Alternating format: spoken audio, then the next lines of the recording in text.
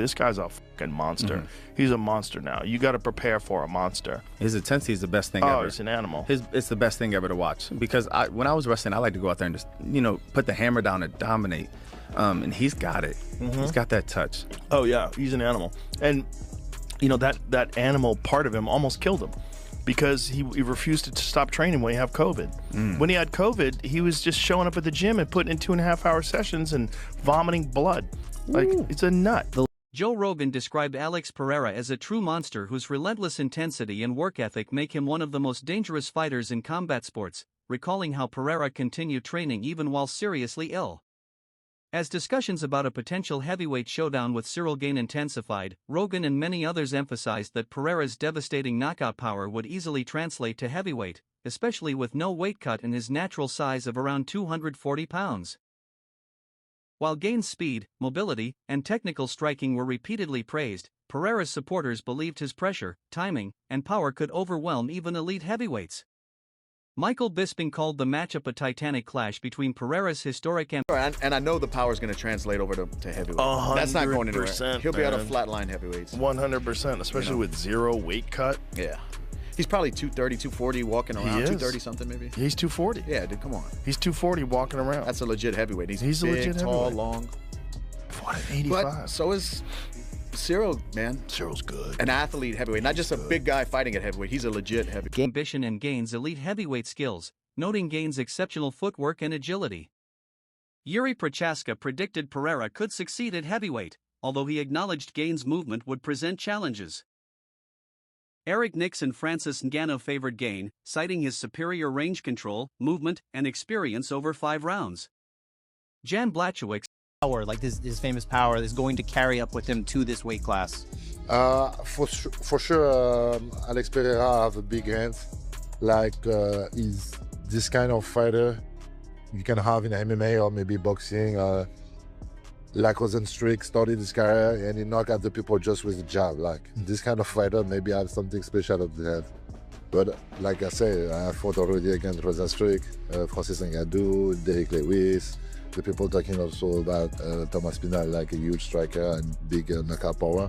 So yeah, he have this, but I got some stuff to counter him. However, predicted Pereira's speed and timing would lead to a second-round knockout, while Blaydes believed Pereira's pressure and composure would allow him to break down Gane and potentially finish him early.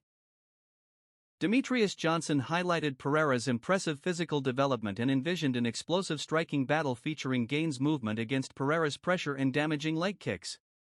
Bisping later emphasized that although Gane's speed and finesse provided a natural advantage, Pereira possessed the power to change the fight with a single shot.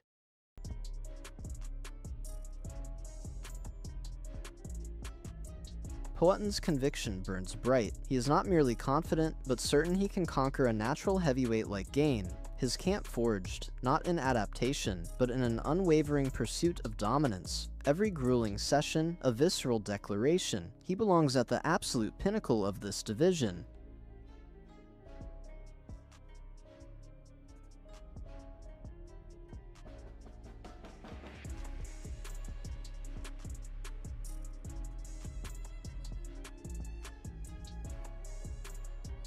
As Michael Bisping sees it, this isn't just a fight, it's a titanic clash. Pereira's relentless, historic ambition collides head-on with Ciryl Gane's elite heavyweight prowess. Bisping highlights Gane's singular combination of imposing size, astonishing agility, and precise technical striking, attributes that, he warns, create a uniquely formidable and treacherous puzzle for any man attempting to conquer the heavyweight division. Poatan is going up. He's trying to become the first ever 3-weight division champion by taking out Ciryl Gane, right? The former interim heavyweight champion of the UFC. A man that is a gigantic heavyweight. A man that is very light on his feet. A man with knockout power, a lot of grace. He moves like a ballet dancer. He's used to taking shots of bona fide heavyweights, and he's also used to knocking out gigantic men. right? People like Derek Lewis, like Taito Avasa, massive meatheads that don't have the skill of Ciryl Gane. Yet, Gigi Prochazka offers a stark warning. Pereira's razor-sharp striking and raw physicality could absolutely overwhelm Gane, even nullifying the Frenchman's renowned movement. He sees Pereira as a monumental threat, a true force in the heavyweight division, though Prochazka still concedes Gane's masterful footwork could make their exchanges a perilous, intricate dance. Who do you think is going to win between Alex and Gane? Ooh, let the better win, but I believe Alex can do that. Alex can do that, especially how I saw them. When I saw him, like his weight is going up, and he's strong enough to and in the stand-up, I believe he will be better. But Gane is a lot of movement, yeah, for that. Yeah. So yeah. You have a very soothing voice. What? However, Joe Rogan has never hidden his admiration for Alex Pereira, and once again he made it clear why he believes the Brazilian superstar is unlike anyone else in combat sports. According to Rogan, Pereira possesses a rare mentality that separates him from ordinary fighters, describing him as a monster whose intensity and dedication are almost impossible to comprehend. And I was talking to Francis about that over the weekend, and Francis brought up a lot of really good points. A guy who's been in there with Ciryl and trained with Ciryl Gane. Francis leans towards Ciryl in that fight just because he thinks he's going to have the movement and the size advantage. Obviously, doesn't feel like the takedown will be any threat. Breakdown of why he thinks Ciryl Gane is going to be able to win that fight, I thought was pretty interesting. So he got my wheels turning. So yeah, definitely take a look at Ciryl in that fight.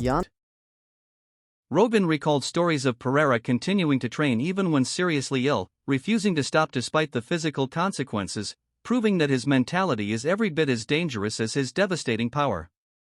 As speculation surrounding a potential move to heavyweight and a dream fight against see how we're gonna, he is big right now, so we will see how he's gonna move in this division. But I think he know how to, even if he's so big, he know how to move very good, very fast, good timing, and maybe he will knock out the Ciryl Gane. So this is my opinion. Second round KO, and he will be, champion. Yeah, because this is title fight. It is interim title. Yeah, Aspinall would still be the undisputed, but yeah. Ciryl Gane continues to dominate the MMA world. Many analysts, fighters, and legends have shared their opinions on what could become one of the most fascinating stylistic matchups in UFC history. Rogan believes Pereira's frightening knockout power will absolutely carry into the heavyweight division, especially considering that he walks around close to 240 pounds. Do you think Pereira, with the pressure and just the composure he brings, like how he just able to walk people down with his hands? Now he believes in his head movement. He believes in his defense. He presents a different puzzle. I think he'll be able to corral Gane, but we know Gane likes to do that in and out, almost like the karate, like a wonder boy. He likes that. I think Pereira's able to walk him down and just catch him with a big hook. I think it happens in first round. I think he's able to get his range, and he gets him with a big hook and he drops. However, without the need for a brutal weight cut. For Rogan, Pereira is already a legitimate heavyweight, possessing the size, reach, and physical tools necessary to compete with the biggest men in the sport.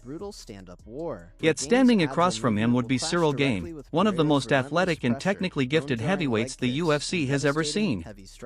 Seattle. I mean, I saw him jump on the scale, 242. Drama. 242. That's heavy. Yeah, no, it is. Yeah, it's crazy. And it's not a fat 242 either. It's definitely filled out. It's filled out, but it fits him well. It does. Right? It's not like usually people who put on weight and size, they don't have that same movement. They're not moving their head. It almost complements his style, his body, right? So I like that. Obviously, Ciryl Gane has great movement. You saw what he did to Tom Aspinall. He was popping in with the jab. Alex Pereira does have that calf kick that he loves to throw every single time to stop everybody's movement. So it'll be kind of interesting to see how Ciryl Gane does with the pressure that Alex Pereira brings. We're not going to look at, it's going to be stand-up war. Ain't nobody doing a fucking shot. Gane's movement, speed, and fluid striking have earned him praise from fans and fighters alike, making many wonder whether Pereira's raw power can overcome such an elusive and intelligent opponent. Michael Bisping described the matchup as a clash of titans, a collision between Pereira's just think from a kind of a man's code or a warrior's perspective. Yeah. They both know what they're getting into. Yeah. This is a kickboxing fight in 4-ounce gloves. Yeah. I do think what makes it interesting, of course, I think Ciryl, the power will translate to heavyweight 100%. Can he take shots from a heavyweight? I think yes, 100%. However, Ciryl is used to moving at that weight with the speed and the finesse that he has. He moves like a ballet dancer. He's got incredibly quick reflexes, and the power is effortless from him. And he's used to taking those bigger shots from guys like a Tom Aspinall. We saw he did a bit of damage as well. So I think that gives Ciryl a little bit of a natural advantage. Of course. But it doesn't mean that Ciryl Gane can't go out there and knock him out.